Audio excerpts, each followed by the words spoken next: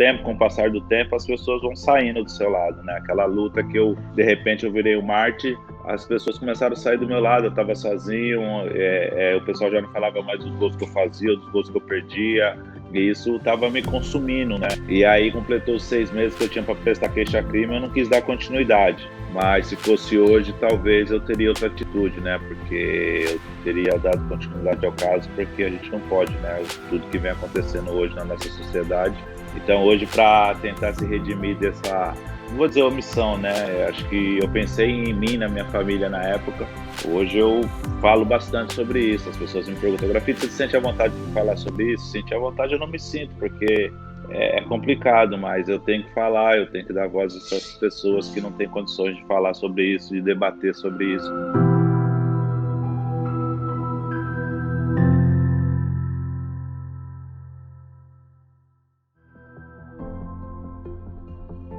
Hoje, assim, eu sinto um pouco de arrependimento, sim, né?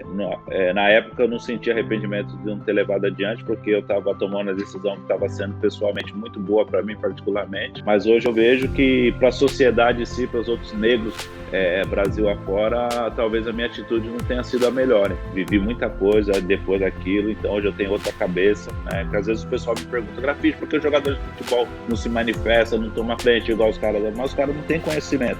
Como é que você vai tomar frente de uma coisa que você não conhece, que você não sabe? Lógico que a gente sabe, que a gente aprende na escola, a princesa Isabel, no dia 13 de maio, assinou em 1000, não sei o que lá, a Lei Áurea que libertou os escravos. Isso aí todo mundo sabe, toda criança que estudou sabe. Mas não sabe ao longo dos anos o que aconteceu, que até hoje a gente vive lastros de escravidão sobre isso. Teve algumas pessoas na época que falaram, isso aí não vai dar em nada, não leva isso à frente não, porque até hoje acontece isso, né? Se eu pego o caso do Marega, que é um caso muito clássico, quando ele quer sair de campo, quando o Eto'o quis sair de campo pelo Barcelona, alguns anos atrás, e os companheiros não deixaram. Só que os companheiros não sabem que a grande maioria dos companheiros que falavam para ele, deixa isso aí, você não vai dar em nada.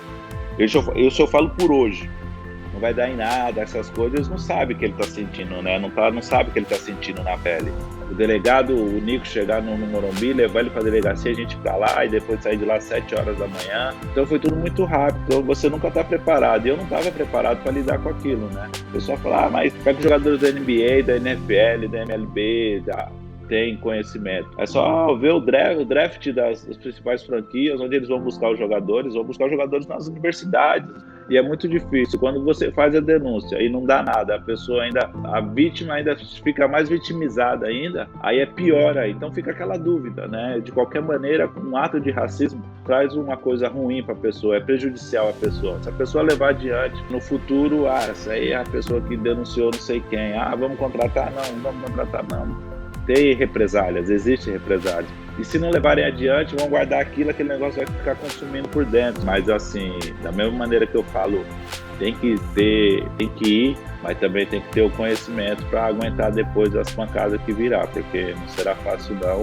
A maioria dos atletas que já se posicionaram contra o racismo, de alguma forma eles são prejudicados, são silenciados, esquecidos. Então não é uma situação, não é uma decisão fácil de ser tomada. O apoio que eu tive dos demais jogadores foi aquele apoio solidário, né?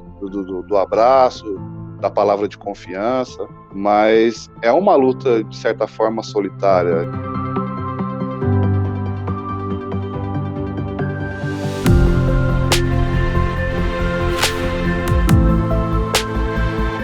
Estão passando a ser centenários agora. E a escravidão tem 133 anos, se eu não me engano, que foi abolida. Então é muito próximo da origem do futebol. Essa mentalidade mais racista, porque era um momento muito racista no Brasil, ainda perpetua, ainda tem uma certa sequela. Porque se você se posiciona, se você se manifesta, você vai ter que lidar com esse pessoal mais antigo. Porque é esse o pessoal que tem influência no conselho do clube, é esse pessoal que contrata, é esse pessoal que às vezes é presidente, ou o filho é presidente de um clube. Então não é uma decisão fácil, até porque mais de 90% dos jogadores de futebol brasileiro, quando encerram sua carreira, eles encerram do mesmo jeito que entraram, sem nenhuma formação, sem nenhum preparo. Então, como você vai se posicionar e vai arrumar uma briga dessa, se você está procurando reestruturar e dar uma condição melhor para sua família?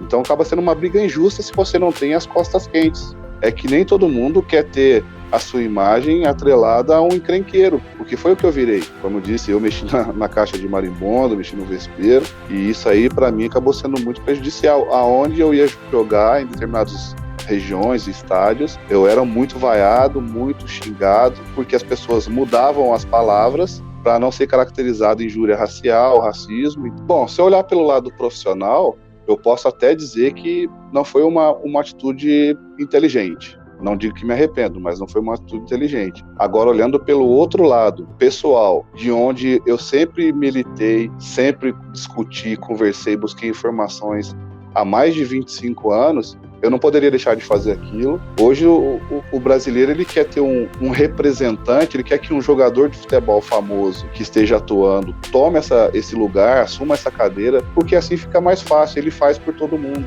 Eu só tive barreiras depois daquele episódio, por isso eu fui direcionando a minha vida totalmente para esse lado de militância e cada vez me afastando mais do futebol. Cara, eu só pedia, né, que eu pudesse controlar a minha alma, pudesse controlar a mulher, pudesse controlar o meu ímpeto, né, nesses momentos. Para quê?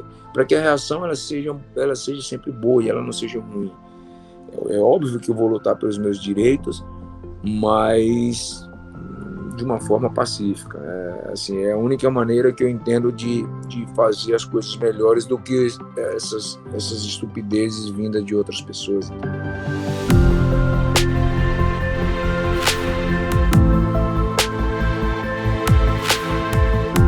Porque não vai me afetar aquilo ali. Muito bem, poderia pegar ali, começar a falar que ia sair do campo, como outros companheiros que eu respeito muito fizeram.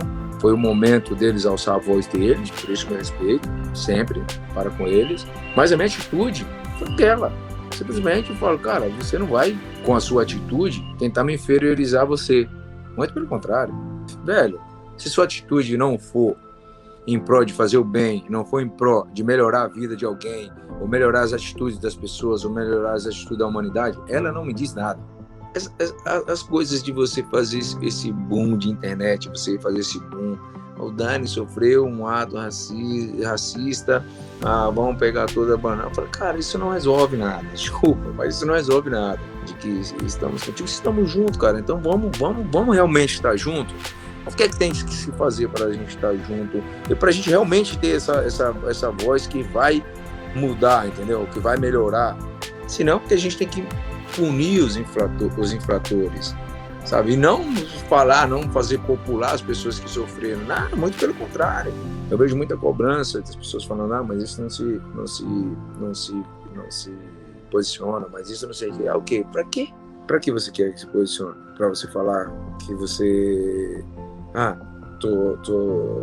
sou contra o racismo? Não, suas atitudes que você vai demonstrar que você é contra o racismo. Foi muito difícil, né? Eu chegava em casa assim e ficava chorando por ter saído muito cedo de casa, estar longe dos meus pais, da minha família e passar por aquilo ali.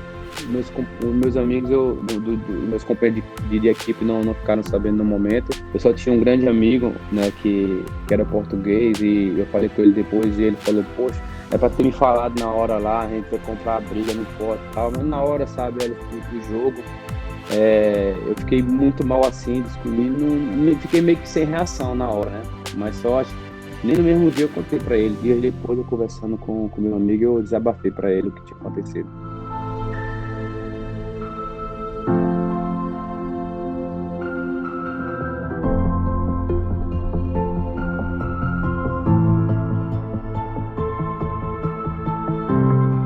Quase todos os jogos fora, né, pegava na bola a torcida adversária para tirar meu foco, para tirar minha concentração do jogo, começava a vir com aqueles gritos, né, e eu realmente ficava muito triste, chegava no vestiário e falava com todo mundo, porque vocês não veem isso, a federação não vê, não tem que fazer alguma coisa, não pode, isso é falta de respeito, poxa, a gente vem para cá para poder melhorar o futebol, ajudar o futebol a crescer, batia na mesma tecla e não via a evolução.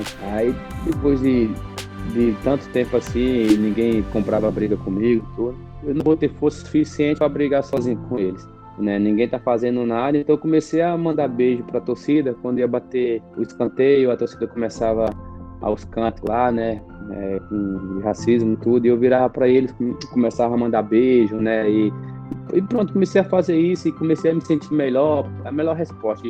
e fazia gol e mandava beijo para a torcida, assim, sabe, adversária. Então as coisas começaram a acalmar mais. Quando acontece a primeira vez, aí chegava no Zenit, ele sempre para tentar acalmar, não foi bem assim e tal, e tudo, sempre querendo acalmar, né? Na verdade, primeiro impacto, depois vem o segundo, o terceiro e vê que é uma coisa séria, aí já começa a abraçar. Claro, não fico feliz por ter passado, mas de uma certa forma acho que ajudei um pouco a melhorar essa situação na Rússia. E um certo dia, eu, inclusive, questionando o presidente da Federação Gaúcha de Futebol na época, o Francisco Noveleto, ele me perguntou assim, pô, mas é difícil, porque a tua cor não é a do Rio Grande do Sul.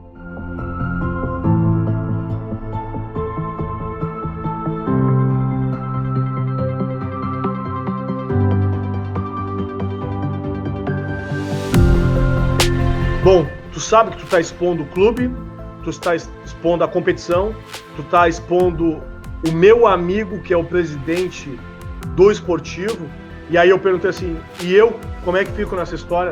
Bom, vocês estão acostumados com isso. Tu sabe que isso vai ocasionar, né, o fim da tua carreira. E eu disse, bom, eu vou pagar o preço. Eu não tinha mais como enfrentar isso.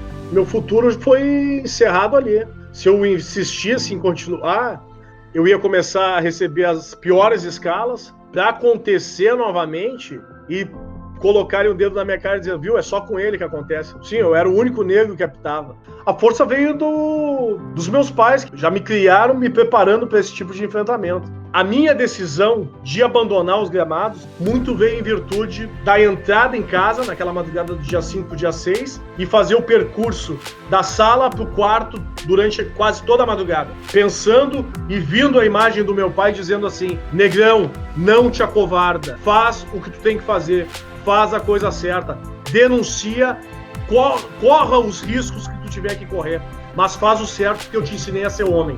E tu não tá sendo errado. O que fizeram pra ti foi uma sacanagem, foi um crime. E tu tem que denunciar pros teus filhos te olharem daqui a alguns anos e terem a honra e o orgulho de ser pai deles. E saberem a luta que tu travou e teve que abandonar, inclusive, privilégios e conquistas por uma utopia, por uma questão muito mais nobre.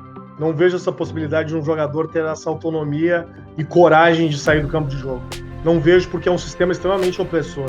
Tem um código de silêncio, tipo assim, já tá no combo, o que tu ganha já é o suficiente para, inclusive, pagar o teu silêncio. Se cobra que os jogadores tenham coragem, mas quem é que vai bancar e vai auxiliar esse jogador quando ele tiver a coragem de ter a atitude de potencializar uma matéria e dizer que aquilo ali foi uma canalice que aconteceu com ele?